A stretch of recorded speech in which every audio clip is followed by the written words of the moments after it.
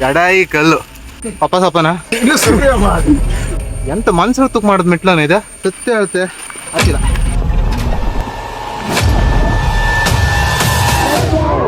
Video ಎಲ್ಲ ಬಿತ್ತಲ್ಲ ಮನೆಯವ್ರು ಕಂಡ್ರೆ ಬೆಟ್ಟಲ್ಲ ಮನೆ ಮೆಟ್ಲತ್ತು ಬಿಡುದಿಲ್ಲ. ಈಗ ಲವ್ ಸ್ಟೋರಿ ಎಲ್ಲ ಇತ್ತು ಇಲ್ಲ ರವಿ ಅಂಗಡಿ ಇಲ್ಲ ರವಿ ಹೋಗ್ರೆ ನನ್ನ ಬೇಕು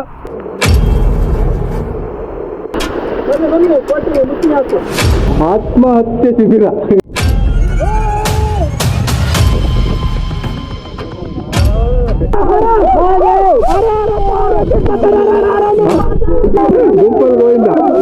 ಇಲ್ಲ ನಂಬರ್ ಇತ್ತ ಫೋನ್ ನೋಡ.